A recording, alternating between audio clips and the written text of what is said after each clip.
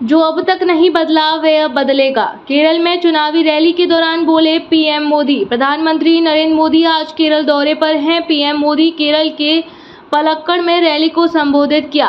Rally को संबोधित करते हुए पीएम मोदी ने कहा कि मुझे केरलम में एक नई और अलग ऊर्जा महसूस हो रही है।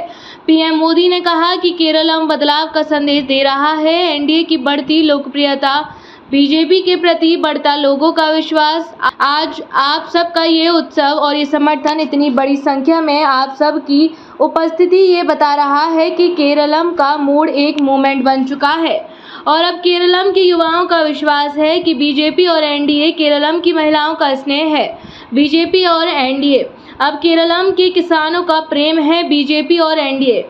पीएम मोदी ने कहा केरलम दशकों से स्वार्थी राजनीति के दो मुखौटों के बीच फंसा हुआ है, एक और एलडीएफ तो दूसरी तरफ यूडीएफ, एक और कम्युनिस्ट तो दूसरी तरफ कांग्रेस, एक भ्रष्ट तो दूसरी महाभ्रष्ट, एक सांप्रदायिक तो दूसरा महासांप्रदायिक।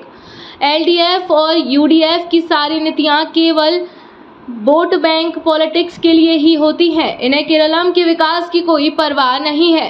अब मैं आपको भरोसा देता हूं कि यहां बनने वाली बीजेपी एनडीए सरकार केरलम का तेज विकास करेगी, विकसित केरलम बनाएगी। ये मोदी की गारंटी है। पीएम मोदी ने कहा यूडीएफ और एलडीएफ दोनों ही बीजेपी को निशाना बना रहे हैं क्योंकि उन्हें डर है कि यह पार्टी उनके पिछले कुकर्मों का पर्दाफाश कर देगी।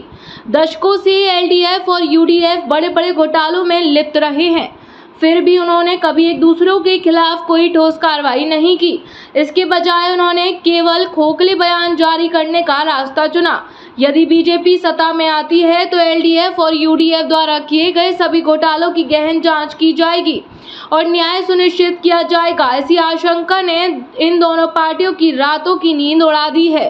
पीएम मोदी ने कहा आजकल कम्युनिस्ट और कांग्रेस दोनों ने ही नए प्रचार अभियान शुरू किए हैं।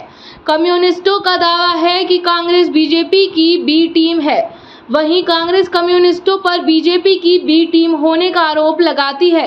इस आपसी आरोप प्रत्यारोप से यह संकेत मिलता है कि यूडीएफ और एलडीएफ दोनों ने ही परोक्ष रूप से यह स्वीकार कर लिया है कि केरलम में बीजेपी ही एकमात्र एकजुट टीम है।